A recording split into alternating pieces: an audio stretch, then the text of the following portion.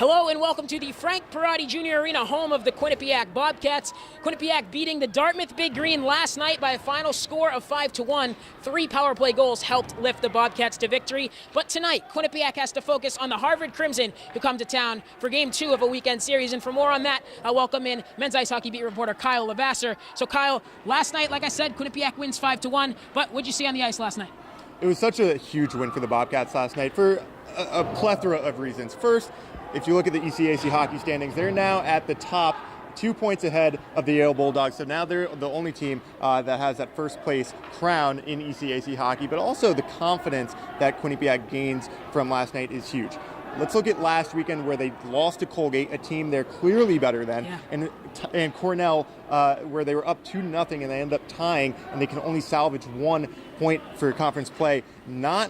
Probably the worst weekend of play they've had this entire season, safe to say. So last night, they come out, they're down 1-0, and then they score 5 unanswered goals. That's exactly what you want to see if I'm Rand Pecknold. I want to see my team down early and then be able to fight back. And show the resilience that we've come to see here at the People's United Center for years. And so really the confidence and the standings are the 2 biggest things I look for, and I think they're going to be confident as they take the ice tonight. Yeah, the Crimson are in town, and this is not the first time these 2 teams have seen each other. You were actually at the game up in Cambridge, Massachusetts. So what did you see from that game that may have an impact today? Quinnipiac was definitely the better team back in early November as they beat Harvard 5-3, and it really wasn't as close as a 5-3 score. So you'd think, tonight they're coming in hot after winning 5-1, but you also got to look at this season as a whole. They've kind of struggled in the Saturday night games. They lost to UMass in the second game of the home and home series, and then they tied Cornell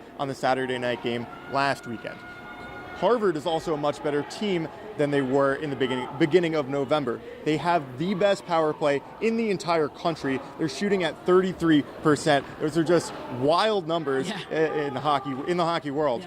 So we're going to be seeing a really good offensive fight tonight. 8 goals were scored last time these 2 teams played, and then tonight the number 1 power play in the country in Harvard and the number 4 in Quinnipiac are taking the ice.